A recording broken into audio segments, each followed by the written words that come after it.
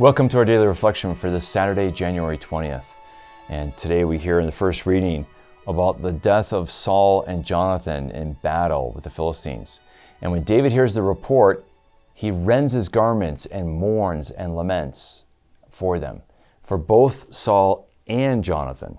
And what's remarkable, you could see David was friends with Jonathan. You could see him mourning Jonathan, but Saul has been out to kill and discredit David for years and years now, making David's life on the run and miserable. And you would think David would rejoice at the death of Saul, and even Jonathan, because that's going to pave the way for David to become king. But David doesn't. And David authentically loves Jonathan. Maybe his true and deep friendship and love for Jonathan helped David to see the good even in Saul. And this reveals David's magnanimous heart, right? His magnanimity was that he could see the good even in his enemy. And that is amazing, because he laments for Saul, and he says, "Alas, the glory of Israel was Saul, slain upon the heights."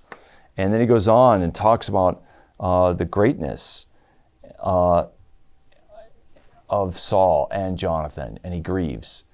And so what I love is that David could see the good even of his enemies and have empathy even for his enemies. You know, we have to love our enemies. And one of the tests, I think, for that, one of the litmus tests is, can you have empathy and can you see the good in your enemy? Because if you don't see the good in your enemy, if you don't have empathy for them, then you're not really loving your enemies. You just simply see them as an enemy and bad, and you purely wish bad for them. And that's what our cancel culture does. But we have a Christian culture that we have to live, which means we are called to love our enemies. And David gives us a beautiful example today of seeing the good of our enemies. And so this is something that we need meditation and prayer over, and ask God for the grace to see the good of those that we don't like and those who we might be enemies with, to see the good that they have and have empathy for them.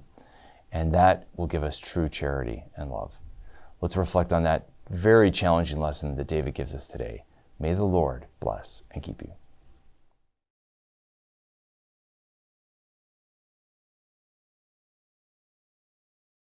This daily reflection is brought to you thanks to the generous support of the Mission Circle.